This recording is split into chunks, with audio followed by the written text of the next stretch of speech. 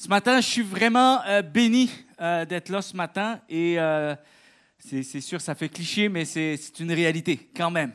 C'est une réalité. J'espère que vous êtes bénis lorsque vous êtes dans cet environnement-là, lorsqu'on fait des moments d'église ensemble, parce que nous croyons que c'est comme ça qu'on parvient à pouvoir disposer notre cœur. Vous savez, des fois, ça prend de se déplacer, ça prend de se préparer, de se disposer, de pouvoir être dans un environnement où d'autres aussi envisagent de se disposer de la même façon. Et ça, c'est ce qui fait que ça stimule la foi. Hein? Dieu parle de ça, hein? La foi d'un plus grand nombre aussi, lorsque 2 ou 3 se rassemblent.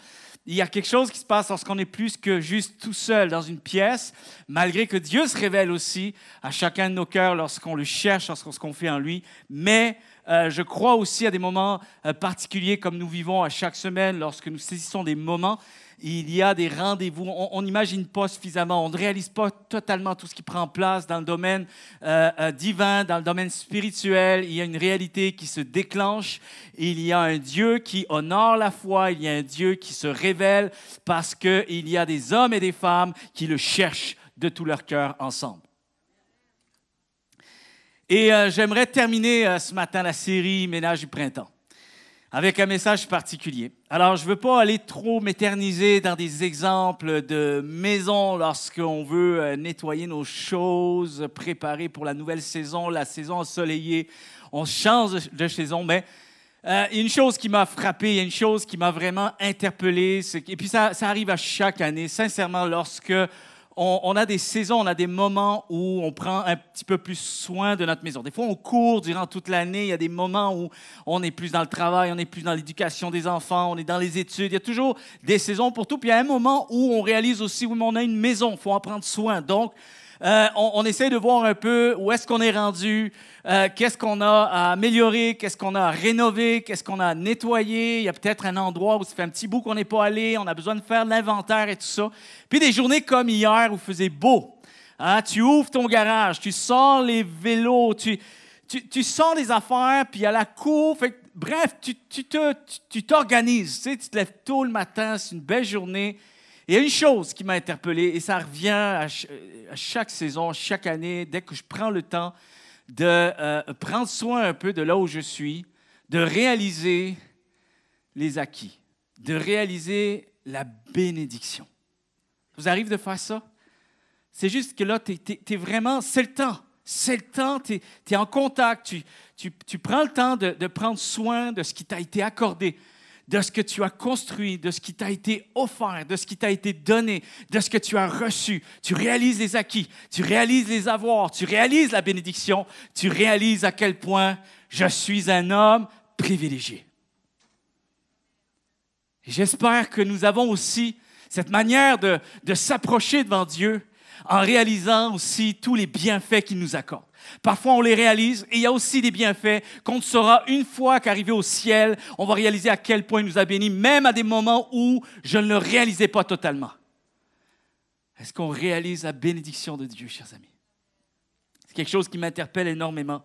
Et mon titre de message ce matin, faire référence un peu à cette pensée, c'est « Le cœur du bienheureux et le cri du malheureux sont accueillis ». J'ai vraiment réfléchi, c'est toujours complexe, c'est toujours difficile lorsqu'on veut aborder l'aspect d'être dans la bénédiction de Dieu. Parce qu'on a tous une manière de définir ce que c'est d'être béni. Comment on conçoit la bénédiction de Dieu. On est tous différents, on est chaque être humain, on est bien unique, bien spécifique. On vit des saisons qui sont différentes tous et chacun.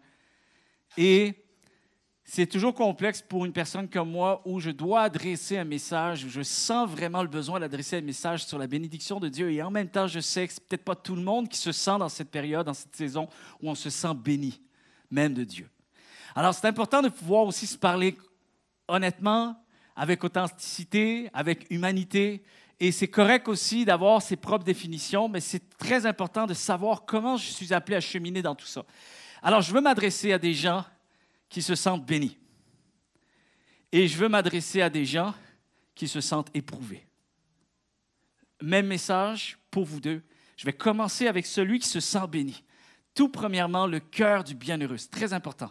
Parce que souvent, les gens qui sont les moins bénis, il y a une chose, c'est peut-être correct que tu te sentes moins béni, mais en théorie, normalement, lorsque cette personne, Dieu permet à ce qu'elle puisse être en contact avec quelqu'un qui se sent béni de Dieu, normalement, cette personne devrait ressentir de la personne qui est bénie de Dieu, qu'elle est bénie non pas parce qu'elle est meilleure qu'un autre, et que cette personne devrait normalement pouvoir donner de l'espoir à cette personne qui ne sent pas encore que la bénédiction est arrivée dans sa vie, mais elle peut arriver, elle va arriver, et elle a tout ce qu'il faut pour expérimenter le cœur de Dieu.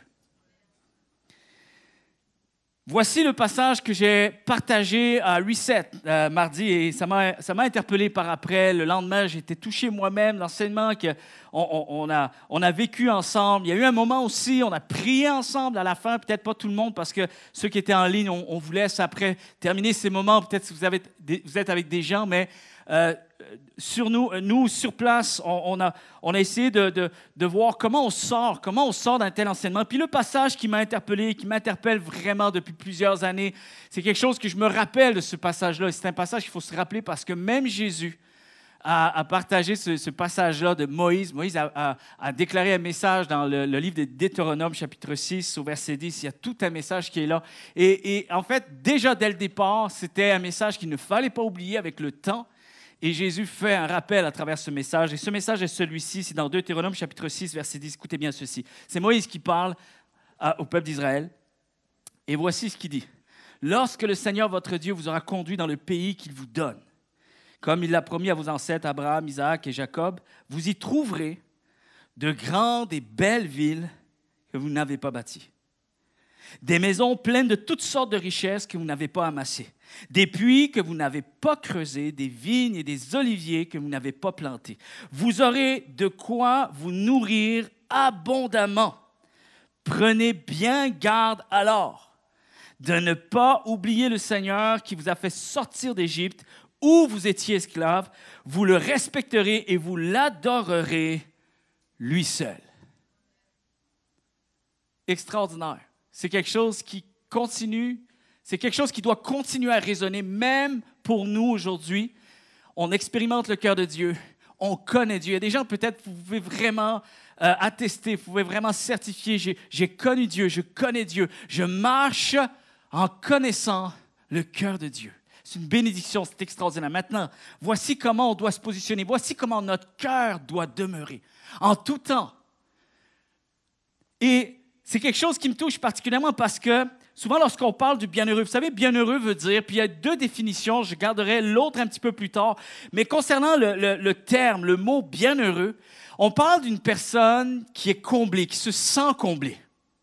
On parle d'une personne qui marche avec une grande satisfaction. Et là, encore une fois, c'est important de comprendre. Vous savez, cette dimension de plénitude, on parle d'une plénitude d'être comblé de l'intérieur pour ce qui a été accordé d'un point de vue extérieur. Ça, c'est la dimension du bienheureux. On parle des béatitudes, on parle d'une joie profonde et de se sentir, de se savoir être dans une saison qui a fleuri. Une saison de bénédiction, une saison d'accomplissement de promesses. Une saison où Dieu nous a permis d'obtenir la réalisation de ses promesses. Souvent, on va attribuer le mot bienheureux. Maintenant, on en fait un sens plus large dans la vie de tous les jours. Mais à l'époque, on parle de l'Église, les premiers temps de l'Église, ce mot a été attribué, et même, je vous dirais, même au niveau de la papauté, au niveau de l'Église catholique romaine, ils ont surtout instituer ce mot qui faisait référence à ce que nous vivons d'une manière religieuse, c'est-à-dire spirituelle. Pas juste dans les richesses de la vie, pas juste dans le travail, mais de savoir que finalement, mon bonheur est en lien avec ce que Dieu m'a accordé de vivre. Très important. Il y a une chose qu'il faut se souvenir. N'oubliez pas, c'est ce que Dieu dit, n'oubliez pas. Vous allez rentrer dans une nouvelle saison. Vous avez espéré quelque chose, vous avez attendu des promesses. Et le jour où ces promesses vont être accomplies, avec le temps, vous allez vous sentir plus fort. Vous allez vous sentir plus comblé. Et peut-être, il va arriver un moment où vous allez penser Vous avez reçu ces choses-là parce que vous y étiez pour quelque chose, vous. Parce que vous étiez meilleur que les autres. Parce que vous vous êtes pensé supérieur aux autres. Parce que peut-être, vous allez même penser que je vous ai préféré à d'autres. Et c'est là la mise en garde. Prends garde. Surtout n'oublie pas. Souviens-toi que ce que tu as reçu, ce n'est pas toi qui l'a fait, c'est moi. C'est Dieu qui a accordé cette bénédiction. Et moi, j'ai bien aimé, il y a un paragraphe à un moment donné, il y a un article qui est sorti, un texte qui est sorti. Il dit ceci, soyez toujours reconnaissants pour ce que vous avez. Parce que n'oubliez jamais que votre travail qui vous semble ennuyeux aujourd'hui est le rêve d'un chômeur. Que votre petite maison est le rêve d'un sans-abri. Et votre manque d'argent est le rêve de celui qui n'a rien. Et votre enfant, même s'il semble agité, parfois il vous fatigue, parfois il vous énerve, n'oubliez jamais qu'il est le rêve de cette personne qui ne peut avoir d'enfant. N'oubliez jamais à quel point nous sommes bénis. C'est important de savoir juste faire la mise au point. Vous savez, ménage du printemps, c'est faire une mise au point, c'est ce qu'on a dit. On regarde un peu où on en est. Qu'est-ce que je dois regarder un petit peu plus? Peut-être qu'est-ce que j'ai négligé? C'est important, une question de perspective, les amis. Juste une question de perspective. Parfois, ça remet les choses un peu plus en ordre. Parfois, ça nous permet même de pouvoir continuer les choses qui peut-être nous agacent, des choses qui sont imparfaites, des choses peut-être avec lesquelles on lutte. Finalement, elles sont moins éprouvantes. Parce que justement, j'adopte cette pensée, cet esprit, où en arrière de ce qui m'inconforte, en arrière de ce qui est difficile, j'arrive à pouvoir pousser cette vision-là avec celui qui ne m'a jamais abandonné, celui qui a permis que je sois où je suis aujourd'hui. Et même dans le pire, il y a peut-être quelque chose d'extraordinaire que je peux saisir et je peux réaliser à quel point j'ai été béni, je suis encore béni et je peux marcher avec cette perspective-là. Vous savez, on dit ceci. Dieu se sert des gens qui sont bénis. Et souvent, on est là, on dit « Ah, moi, je suis béni. » C'est correct de dire « Je suis béni. » Je n'ai pas de difficulté à pouvoir reconnaître que je suis béni de Dieu. Maintenant, je veux juste me rappeler que c'est lui qui l'a bien voulu. C'est lui qui l'a bien voulu. Puis, souvent, on a cette perspective, mais Dieu se sert des gens qui sont bénis. Pourquoi? Pour montrer, finalement, nous avons une mission en arrière de notre bénédiction. Ce n'est pas juste un acquis. Il y a aussi une responsabilité qui vient avec. Il y a une authenticité. Il y a vraiment une sincérité à faire perdurer en arrière de cette bénédiction que nous réalisons, que nous avons reçue, nous avons possédée. En réalité, nous avons maintenant une responsabilité de s'assurer de montrer la véritable personne qui s'y trouve en arrière. Donc, même ma bénédiction doit être vue encore comme un sens missionnel. Parce que je dois reconnaître une chose, je n'ai pas mérité ça plus qu'un autre. Si Dieu s'est révélé à moi, si Dieu me fait connaître son cœur, si Dieu répond à mes prières, ce n'est pas parce que je suis meilleur qu'un autre. Et j'ai la responsabilité de m'assurer que ce message perdure. Il reste. Non seulement je m'en souviens, je m'en rappelle, mais je dois avoir aussi ce sens de responsabilité que c'est aussi le message et la mission de ma vie. Dieu m'a béni et il dit, voici Laurent, je t'ai béni afin que tu puisses resplendir à travers cette bénédiction et que lorsque quelqu'un va regarder comment tu vis avec moi, qu'il sache que je peux aussi devenir ce Dieu pour lui.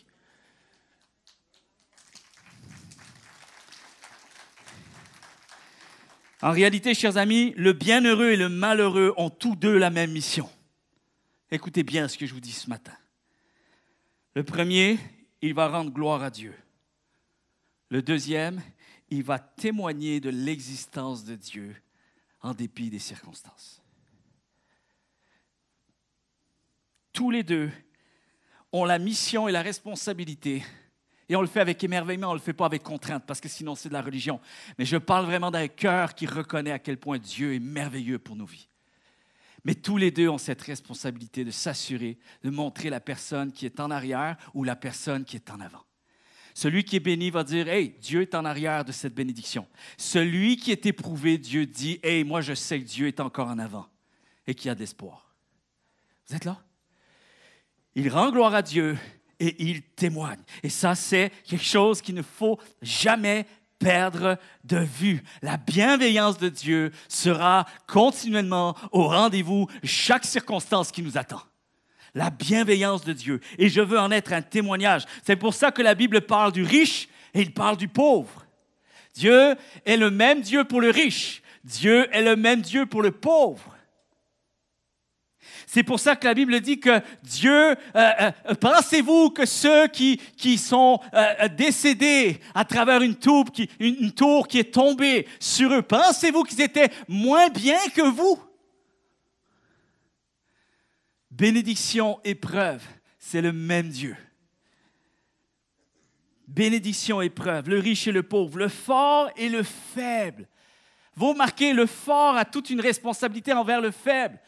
Celui qui est fort ne prétend pas être celui qui est devenu ce que tu es devenu parce que toi, tu avais plus d'outils que les autres.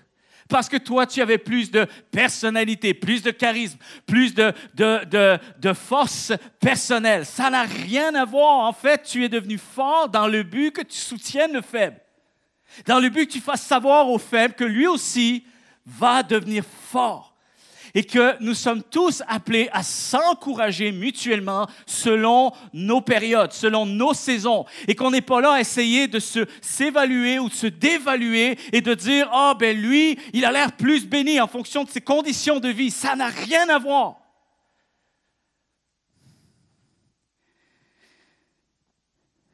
La vie en témoigne.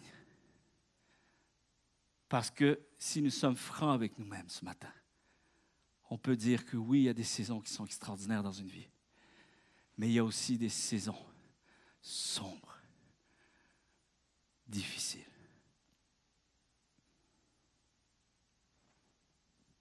Et c'est tellement important de pouvoir garder le standard de vérité qui nous permettra de pouvoir persévérer de la bonne façon. Je ne veux pas persévérer en devenant arrogant. Et je ne veux pas persévérer en devenant cet homme qui marche avec un esprit vaincu et qui n'espère plus rien. Je veux pouvoir me rappeler qu'avec la bénédiction, je rends grâce à Dieu. Et qu'avec l'épreuve, j'espère en Dieu. Amen. Tellement important. J'ai partagé mardi dernier cette histoire ancienne. En fait, c'était une coutume ancienne parmi les Juifs de l'époque, très, très loin en arrière. On parle de plusieurs siècles en arrière. Et lorsque les Juifs se mettaient les toges, les robes et tout pour sortir, c'était leurs vêtements, leur habillement, le Juif avait tendance à mettre deux messages, deux petits papiers. Ça pouvait être du tissu aussi. Et c'était toujours important de sortir avec ces deux messages, un sur une poche gauche et l'autre sur la poche droite. Et c'est intéressant de voir ce qui est marqué. C'est comme si c'est un rappel. Peu importe ce que tu vas vivre, peu importe au-devant de quoi tu vas devoir faire face, souviens-toi de ces deux vérités parce que tu les portes exactement en même temps. C'est que tu portes ces deux vérités. Il n'y en a pas une qui est plus importante que l'autre. Elles sont ensemble, elles sont soudées. C'est pour ça qu'une est à droite, l'autre est à gauche. Et le premier message dans une des poches dit ceci: « N'oublie jamais que je n'ai fait l'univers rien que pour toi. » C'est important de marcher avec cet élan de foi, savoir notre valeur. Savoir à quel point nous sommes aimés, à quel point nous sommes chéris, à quel point il y a une valeur inestimable que Dieu a attribuée à chacun de nous. Mais il y a un autre message. C'est important d'avoir le deuxième message pour bien porter le premier. Et le deuxième message dit ceci, dans l'autre poche, ça dit « Mais n'oublie pas également qu'en réalité, tu n'es rien qu'un grain de sable parmi les milliards de grains de sable qu'il y a sur la terre. » Et les deux sont vrais, chers amis.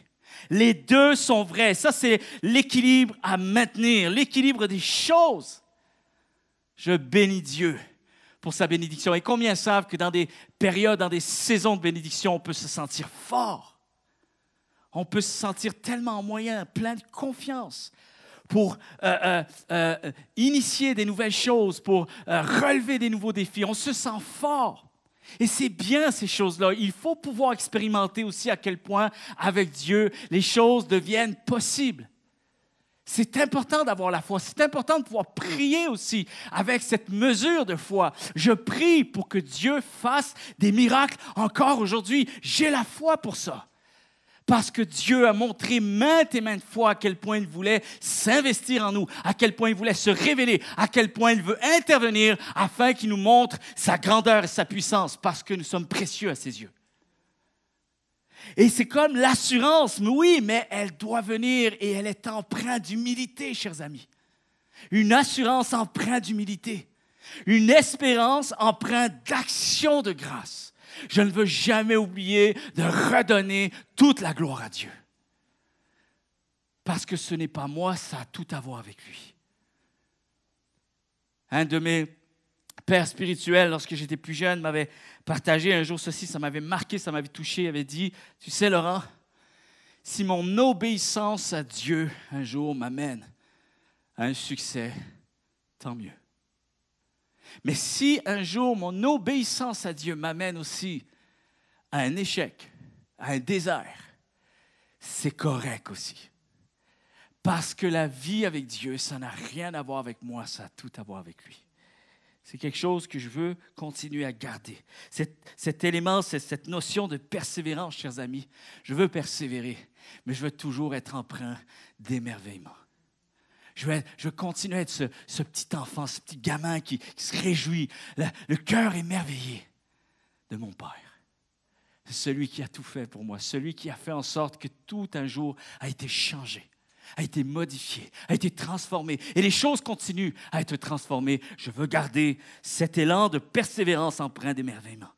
Je veux garder aussi cet élan de courage parce que Dieu me donne du courage. J'espère que vous croyez à ça. Dieu nous donne du courage. Les choses anciennes sont passées, voici toutes choses sont devenues nouvelles. Si vous pouviez voir le film de ma vie et regarder le gamin que j'étais, il y a peut-être maintenant une trentaine d'années, c'est sûr qu'à ce moment-là, vous auriez pu dire, ça part tout croche. Mais 30 ans plus tard, c'est là que je me dis, wow, comment Dieu est capable de changer les choses.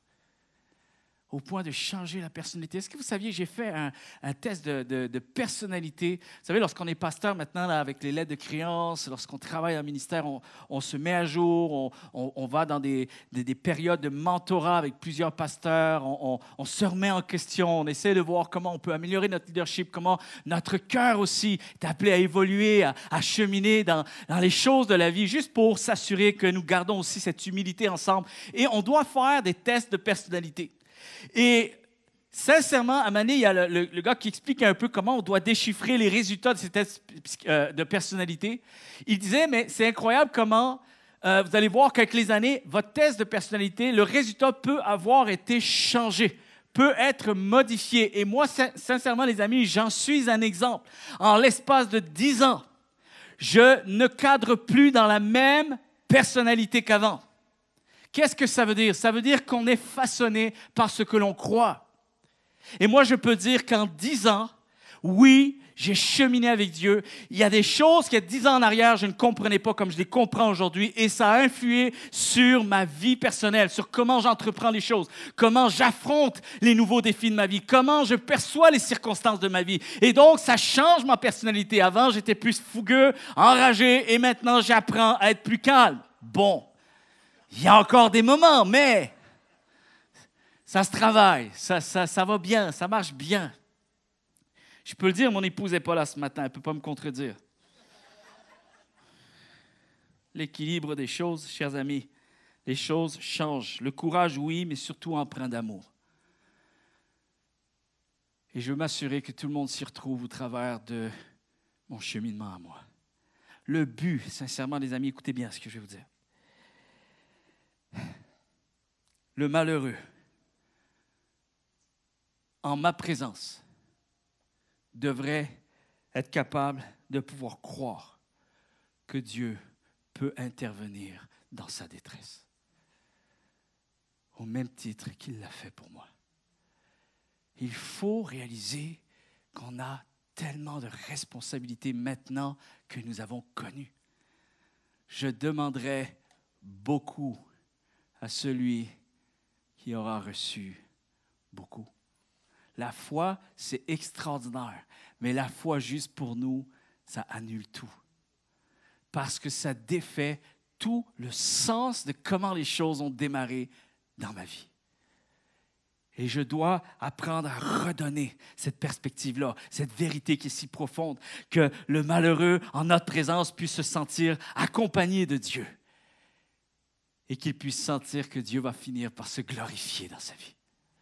Et il faut aussi réaliser maintenant que le bienheureux, lorsque le malheureux est en présence du bienheureux, eh bien, le bienheureux, chers amis, il apprend aussi à ne jamais oublier cette perspective, que lorsqu'on voit des gens qui sont éprouvés, je ne suis pas meilleur qu'un autre. J'ai été aussi dans cette période éprouvé. Et je veux admettre aujourd'hui que Dieu est à l'origine de toute bénédiction. Et Dieu saura faire quelque chose avec ça. Alors je dis à quelqu'un, et je me dis à moi aussi, tu n'es pas meilleur qu'un autre. Tu n'es pas meilleur qu'un autre. Tu as une valeur inestimable. Tu es précieux, tu es précieuse. Tu es chéri de Dieu. Tu es incroyablement aimé de Dieu. J'aimerais tellement que tu puisses le saisir, comme j'ai pu le saisir et comme je continue à le saisir. J'aimerais tellement que tout le monde puisse saisir et bénéficier de ce que je bénéficie avec Dieu.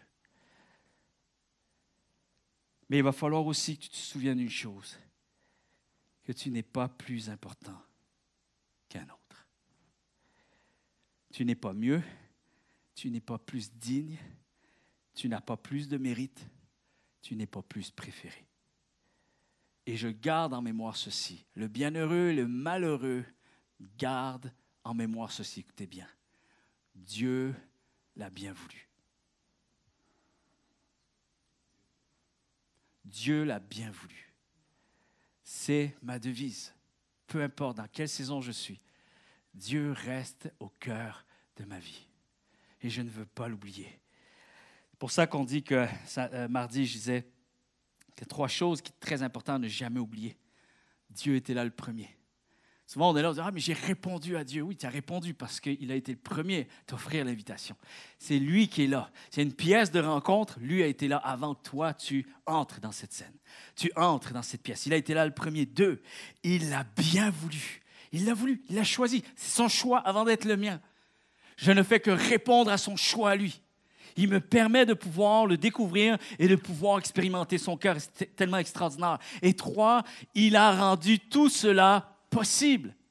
Il a rendu possible. Tout ça fait partie de son choix, de son cœur, de sa nature. C'est tout lui qui a initié ces 3 vérités, ces 3 possibilités-là. Et nous entrons dans son règne parce qu'il est Dieu et parce que je suis celui qui ne peut que recevoir ce que Dieu a bien voulu que je reçoive. Quelqu'un a dit un jour ceci, tout peut changer du jour au lendemain. Le pauvre aujourd'hui peut devenir le plus riche demain. Vous saviez ça? Tout comme le riche vivant dans le confort et l'abondance peut se retrouver sans rien demain. Une autre personne disait ceci, et j'aime beaucoup, le travail est humain. En d'autres termes, le travail est humain, mais la réussite est divine. Et quand il dit ça, c'est que souvent, on a ce verset qui dit « L'homme propose, Dieu dispose ». Tu as beau avoir tous les plans que tu veux, à la fin, ton plan réussira parce que Dieu a choisi d'en disposer. Et c'est important, le travail est humain, la réussite est divine. Mais voici, mais surtout au grand jamais, ne laisse jamais le succès et l'abondance de la vie te faire croire que tu es mieux qu'un autre. Jamais. Et il finit ce texte en disant « À chacun son tour. » À chacun son tour. Et il y a des saisons fleurissantes dans la vie et il y a des saisons de solitude. Si quelqu'un n'est pas à l'aise avec ça, je ne peux rien y faire. Mais c'est mieux de pouvoir vite se recalibrer avec ces paramètres-là parce que la vie risque d'être dure. Si tu penses que finalement avec Dieu, tout sera toujours fleurissant. C'est pour ça que Jésus a pris beaucoup d'exemples sur l'agriculture. sur des métiers. Il faisait l'exemple du royaume de Dieu, les vérités du royaume de Dieu avec des métiers, des symboliques, des analogies des métiers qui demandent du travail ardu, de la persévérance, de la patience. Et qu'il y a un temps où on travaille, il y a un temps où on sème, il y a un temps où on doit prendre soin de quelque chose que l'on ne voit pas encore, et il y a un temps où il y a récolte. Et ces deux périodes sont tout aussi importantes l'une et l'autre, et Dieu sait ce qu'il fait avec nous. Quelqu'un devrait dire Amen. Alors, je garde deux choses. En fait, il y a 2 points communs pour nous aujourd'hui. Nous avons tous 2 points communs. 1, nous sommes appelés à marcher avec ce sentiment profond d'avoir eu besoin de Dieu. 2, je continue à marcher avec ce sentiment profond d'avoir encore besoin de Dieu. Amen. Il y a eu une situation, j'ai partagé, désolé pour ceux qui sont à Reset, mais vous allez voir, ça va prendre une autre tournure à la fin. Je pousse un petit peu la pensée un petit peu plus loin. Mais il y a eu une situation avec mon fils Benjamin. Mon fils Benjamin, on est allé manger, des fois on est toute la famille, mais des fois on n'est pas tous ensemble. Donc c'était du temps de qualité des fois avec chacun personnellement. Puis là, c'était Benjamin, il y avait mon épouse et moi, on est allés à la pataterie du coin. Ça fait du bien ça, hein? Tu sais, de temps en temps, lâche la pression, là. Désolé pour ceux qui, peut-être, ont des lois tout autres concernant la nourriture. Ferme la parenthèse, mais on arrive là. Et la personne qui travaille, c'est quelqu'un qui connaît, il est dans le basket, Benjamin, fait qu'il fait partie d'équipe, coach et tout ça. Bon, bref, il y avait quelqu'un qui travaillait, c'est un étudiant, donc il fait un travail de soir et tout ça. Et on le voit, et puis on parle justement de lui après lorsqu'on arrive dans la terrasse. Donc lui, il reste dans la cuisine, on arrive dans la terrasse, puis je dis « Hey, t'as vu, il y a tel et tout, t'as vu? Non, ouais. » Et là, Benjamin, je dis « Boy, il y a un petit air un peu, tu sais, c'est comme des ados. Ouais, il est gentil, tout le monde dit qu'il est gentil, mais vous ne le connaissez pas. » Et je dis « Ah, qu'est-ce que tu veux dire par là? » Il est bizarre. Tu sais, comme ça, il shoot comme ça, il est un peu fort, tu sais. Et moi, je sais que je voyais justement la personne, elle était pour prendre sa pause. J'ai entendu, je m'en vais prendre la pause derrière. Mais nous, la terrasse est derrière. Puis là, je me suis dit, ça se peut qu'il soit derrière, juste derrière nous, qu'il l'entende. J'ai dit, Benjamin. Puis là, je pousse un peu, j'exagère. Je dis, Benjamin, Francis, il est derrière, juste derrière. Et là, tout d'un coup, et Benjamin, il est comme ça. Tu sais, des fois, il y a ce côté là, humain. Mais il a tellement un bon fond. Ce gamin-là, dans la famille, là, il est trop bon. C'est inquiétant. Il y a quelque chose qui ne va pas. Mais vraiment, des fois, on se demande, bon, probablement, je ne peux pas dire qu'il vient de moi, il vient sûrement de sa mère, mais quand même, tu sais. Puis, sincèrement, à ce moment-là, il réagit. Ah ouais, mais c'est ça que je veux dire. C'est ça que je veux dire. Moi, on est tous bizarres. Puis là, il se rattrape. Puis là, il parle plus. On est tous bizarres, c'est ça que je veux dire. Hein? Maman, on est tous bizarres. Je suis bizarre. Maman, t'es bizarre. Avoue-le. Papa, t'es bizarre. Ça, c'est... T'as pas besoin de l'avouer, on le sait. On est tous bizarres. Et on est parti à rire. Mais vraiment, c'est capoté. Je dis, qu'est-ce que tu fais? Non. Il tient son bout, hein? Il n'est pas dit, ah non, je plaisante. Non. C'est fini. Francis, il n'est plus bizarre. On est tous bizarres, donc tout le monde est correct. Et ça m'a touché, les amis. Parce que c'est là que Dieu, des fois, intervient. Je dis, tu sais, c'est comme, lui, elle, un tel, on est tout le temps en train de pointer du doigt et tout d'un coup, il y a cette nature divine en nous qui ressurgit et juste quand on se sent repris. Et là, il y a un moment d'erratum. OK, erratum, non, oublie. On recule un peu, correction. J'ai besoin de corriger quelque chose, c'est faux. Il n'est pas juste bizarre, on est tous bizarres, on est tous humains, on est tous dans le même bateau, on est tous dans les mêmes luttes, on est tous dans le même combat et on s'entraide et on s'épaule et on s'enrichit ensemble, on avance tous de la même nature. Et on dit souvent, apprends à avancer avec l'humanité des autres. C'est facile de dire, hey, on regarde l'humanité des autres. Mais s'il te plaît, n'oublie pas la tienne aussi dans l'équation. Pour t'apercevoir finalement qu'on est tous pareils. Et ce que j'aime, c'est que dans Hébreux chapitre 5, l'auteur aux Hébreux va donner un enseignement extraordinaire, puis il va rappeler à ceux qui servent, à ceux qui sont désignés pour offrir des sacrifices de pardon au peuple qui vient à des moments spécifiques, à des fêtes spécifiques, à des saisons spécifiques où est-ce que les gens arrivent pour pouvoir avoir justement un temps de remords, un temps où on sent qu'on a besoin de se placer devant Dieu. Seigneur, pardonne-moi, voici ce que j'ai fait. Et on vient pour réparer un peu, sacrifice de pardon pour réparer mes fautes.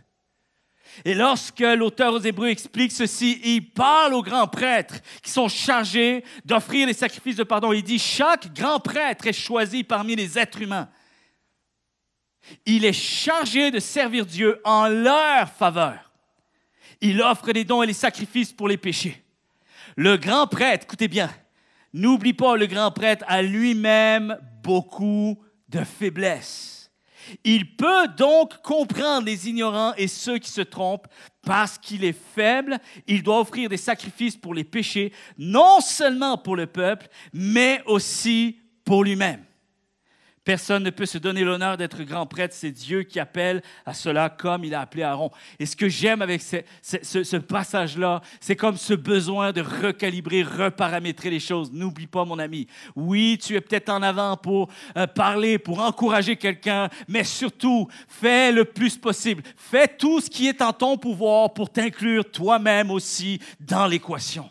Souviens-toi que tu as des luttes aussi, que tu as été dans cette situation, que tu as été dans cette circonstance, que tu comprends son cœur parce que c'est aussi le tien.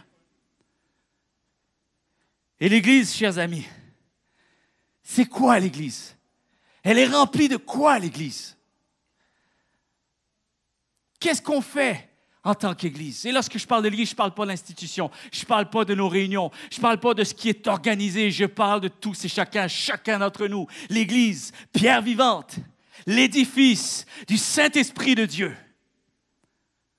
Là où Dieu habite, là où Dieu réside, là où Dieu se manifeste, là où Dieu se révèle, afin qu'il puisse se déployer à travers nous qui sommes son temple, son édifice.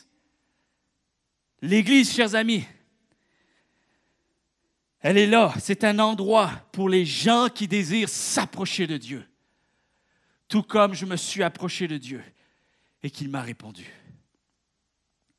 L'Église, c'est un endroit pour les gens qui désirent venir à Dieu et qu'on puisse leur faire savoir que oui, il est possible que tu puisses venir à Dieu. La voie est ouverte. J'en suis la preuve. J'en suis la preuve. L'Église, c'est cet endroit où les gens peuvent venir avec la possibilité de venir tels qu'ils sont. Parce que quand la première fois j'ai expérimenté le cœur de Dieu, on ne m'a aucunement fait passer un test pour que je puisse être éligible à donner et déployer ma prière. Je suis venu avec mon cœur meurtri, ignorant, incertain, confus, fragile, faible. Et Dieu a répondu. Et je veux m'assurer que je continue à déployer ce message afin que je puisse être en cohérence avec moi-même. Amen. Cet endroit, c'est certainement pas cet endroit où on décerne des récompenses. C'est certainement pas cet endroit où on décerne des palmarès, mais plutôt un endroit où l'on se reconnaît dans l'autre. On se rappelle à travers l'autre. Et en espérant que cette personne puisse saisir mon moi d'aujourd'hui afin de lui donner de l'espoir que les choses peuvent changer avec Dieu. Ma bénédiction devient un réconfort, une espérance pour quelqu'un qui en a besoin. C'est cet endroit où on admet nos défaillances. Cet endroit où on ne vient pas étaler nos palmarès, nos connaissances ou nos fiertés mal placées. Mais on vient dans un endroit pour confesser nos faiblesses. Et reconnaître que ce que nous sommes aujourd'hui, nous le devons à Dieu.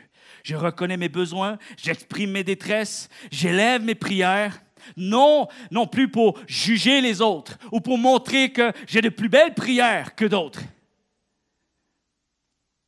Mais justement, je fais tout ça dans le but que d'autres se sentent meilleurs, se sentent plus forts, se sentent plus légers, se sentent enrichis, se sentent inspirés. Je souhaite et je prie pour qu'à tous les jours,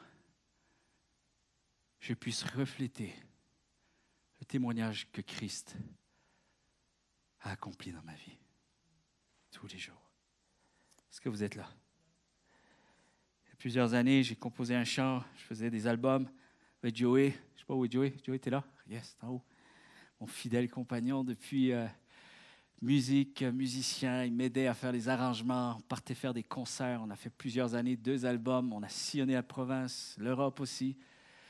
Et c'est fou comment les chants, je regardais les chants, c'était drôle parce que dernièrement, je regardais un peu les chants qu'on avait composés. Et c'était que des chants qui permettaient à d'autres de pouvoir, hey, trouve la voix. On t'ouvre la voix en espérant que tu la prennes. Tu prennes la même voix qu'on a pris. Et il y a un chant qui disait, crois-tu qu'il puisse te bénir? Crois-tu qu'il peut guider tes pas? Et dans les mêmes paroles, on disait, crois-moi, il peut te guérir. Crois-moi et il peut te sauver. Pourquoi? Et on a dit, parce que s'il l'a déjà fait pour moi, il le fera pour toi aussi. Et le refrain, c'était, n'abandonne pas, lâche pas, sois fort pour le combat. Ce combat qui est le tien et qui est le mien aussi. On a une espérance. Christ nous accompagne. Christ nous rend fort. Charles de Foucault, un religieux français, des années 1800, qui a chevauché des années 1900, début 1900. Un homme qui a vécu une vie de renoncement et qui a vécu une vie de service envers les plus démunis, était reconnu pour chercher à imiter la vie de Christ dans ses actions. Et une des choses que l'on voit, c'est qu'en fait, ça souligne beaucoup l'importance de refléter l'évangile de Christ, l'esprit de Christ en nous, plutôt que de rechercher à se mettre en avant pour les choses que Dieu a fait pour nous. Et une de ces citations qui est la plus marquante, la plus connue, c'est ceci. Ne cherche pas à paraître plus et mieux que les autres, mais cherche toujours à laisser percevoir en toi plus de Christ. Amen. Amen. Je vais demander aux musiciens de bien vouloir me rejoindre. Je vais terminer avec quelque chose de très important. Le cri du malheureux est accueilli. Et je veux m'adresser vraiment à des personnes ce matin qui ont besoin de sentir que Dieu les accueille.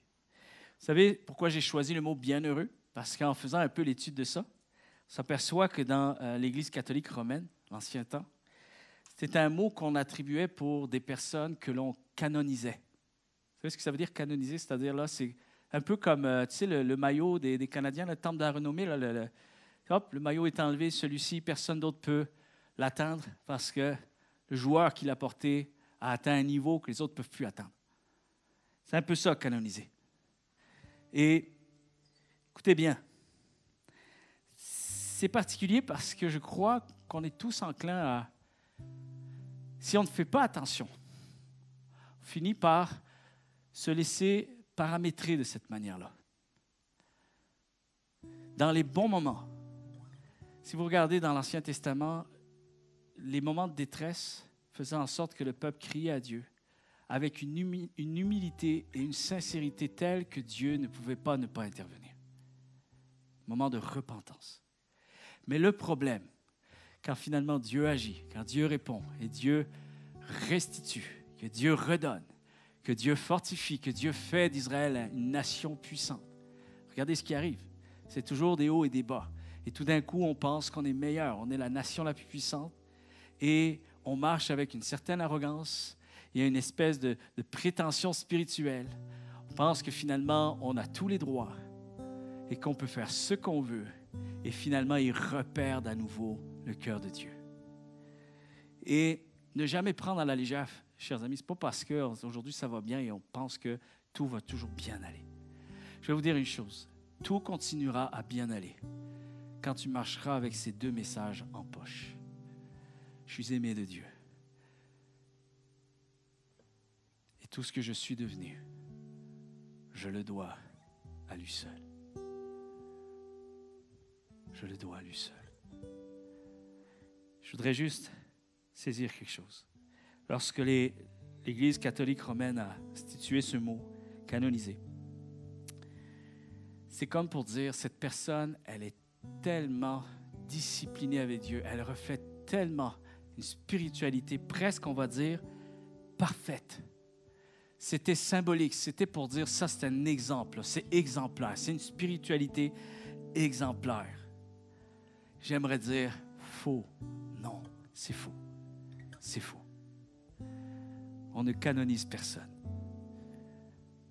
parce que tout le monde est appelé à être le bienheureux avec Dieu. J'aimerais dire à celui qui se sent éprouvé ce matin, tu peux être éprouvé tout en étant bienheureux. Et je vais prendre la prière de Anne, une femme qui est stérile. Et une femme à une époque qui est stérile, à une époque où une femme est stérile, c'est de l'humiliation. C'est un échec de vie.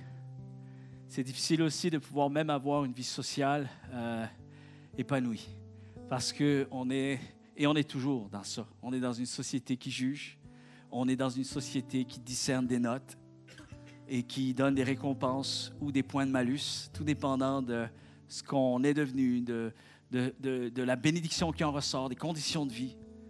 Et c'était déjà comme ça. C'était même cette époque-là, avec cette coutume-là, cette culture-là, c'était pire en fait. On classait les gens socialement en fonction de ce une personne pouvait enfanter ou quand il n'y avait pas d'enfant, donc on classait les gens et tout ça. Donc c'était difficile pour elle, c'était une détresse. Et là, on parle d'une personne qui, pour elle, c'était éprouvant.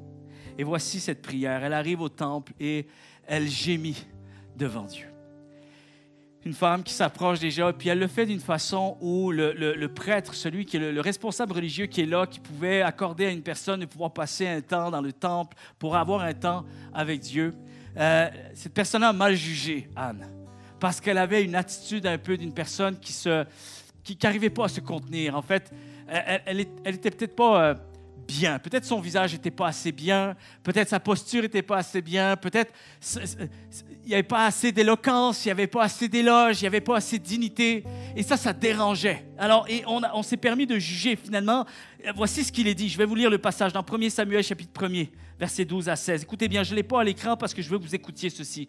C'est très vulgarisé, donc je voudrais qu'on se mette dans la peau de cette madame-là parce que je crois qu'on peut s'identifier aujourd'hui. Comme elle restait longtemps en prière devant l'Éternel, Élie, le sacrificateur, observa sa bouche. Anne parlait dans son cœur et ne faisait que remuer les lèvres. Mais on n'entendait point sa voix. Élie pensa qu'elle était ivre et lui dit, « Jusqu'à quand seras-tu dans l'ivresse? » Ça veut dire ceci, fais passer ton vin, va cuver ton ivresse ailleurs et ensuite tu reviendras. Ça n'a pas lieu que tu viennes prier dans cet état-là. Dieu n'accordera pas ta prière. Anne répondit, non, mon Seigneur. Et là, j'imagine un peu une femme de caractère, un peu. Sache que je suis une femme qui souffre en son cœur. Tu t'es trompé à mes dépens. Et je n'ai bu ni vin, ni boisson enivrante. Mais sache que je répandais mon âme devant l'Éternel. Alors ne prends pas ta servante pour une femme pervertie. Ne me juge pas trop vite, car c'est l'excès de ma douleur et de mon chagrin qui m'a fait parler ainsi jusqu'à présent. Arrêtons-nous un instant. Tu reviendras à Dieu quand ça ira mieux. Ça, c'est version paraphrasée Laurent Fabrec 2023. C'est ça que ça veut dire. Ah, non. Tu reviendras à Dieu, tu reviendras parler à Dieu quand ça ira mieux. Combien croient? Plusieurs font cette erreur. On ne va pas bien et on ne se sent pas bien avec Dieu. Alors qu'en réalité, vous savez pourquoi Dieu fait du bien à des gens? Écoute-moi. Vous savez pourquoi il y a des bienheureux sur terre? Pour que le malheureux sache que c'est pour toi qu'il est venu sur terre. Pour que tu sortes de ton malheur. Que tu saches que Dieu est celui qui peut bénir encore aujourd'hui.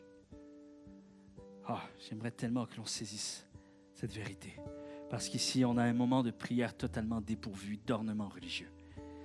Anne pleurait sa douleur, exposant sans le moindre gêne sa stérilité, son incompréhension, son chagrin, son désarroi, sa frustration, son amertume devant Dieu. Vous savez ce qui est extraordinaire dans ce passage? Elle était à bout de force. Elle avait l'esprit abattu. Combien de promesses sont données de la part de Dieu pour ceux qui viennent à lui avec un esprit abattu? En fait, il n'attend que ça, parce qu'il sait que nous sommes tous ça, en réalité. On n'a pas à se mentir à soi-même. On est tous dotés d'une fragilité qui demande à avoir besoin de Dieu. On a besoin de Dieu, chers amis. C'est une approche et un élan aussi vif, aussi écorché à l'état brut, peut-être décousu, peut-être imparfaite, peut-être indéchiffrable de la part des autres autour. Peut-être c'est loin de la norme. C'est loin des éloges religieux. Peut-être que c'est loin des sentiers battus. Peut-être qu'on est loin des standards idéalistes. Mais ici, ça sort comme ça sort. Et c'est parfait ainsi. C'est une grande leçon qu'Élie va recevoir. Parce qu'il avait oublié ceci.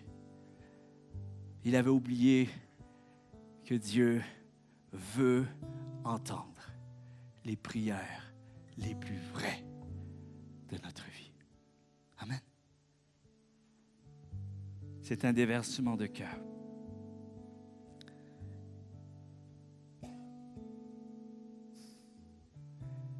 Je voudrais juste qu'on saisisse en prière ce matin.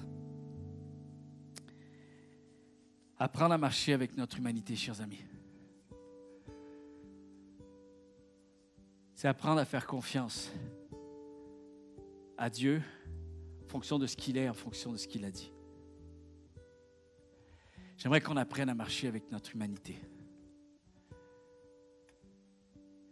Et que le cri d'un malheureux ne désigne en aucun cas que cette personne est plus disqualifiée qu'un autre.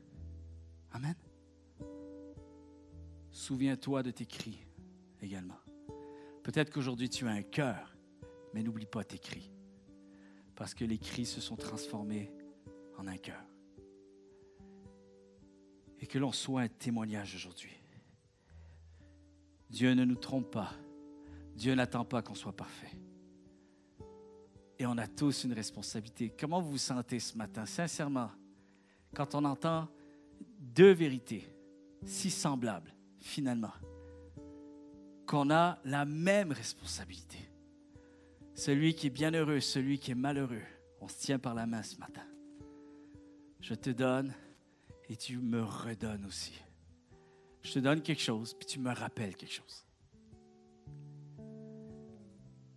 Je veux me rappeler. Je suis passé aussi par des temps d'épreuve. Et je me souviens que Dieu a béni.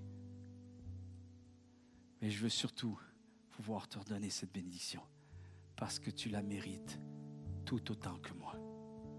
Amen. Est-ce qu'on peut se lever tous ensemble? Alléluia.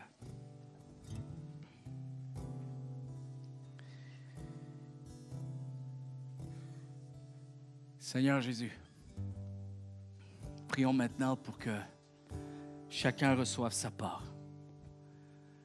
Que chacun reçoive, que chacun d'entre nous puisse recevoir le message qui nous est adressé.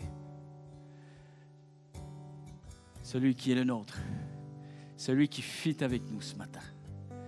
Cette parole d'un homme qui est béni, d'une femme qui est bénie. Cette parole pour quelqu'un qui passe des temps difficiles.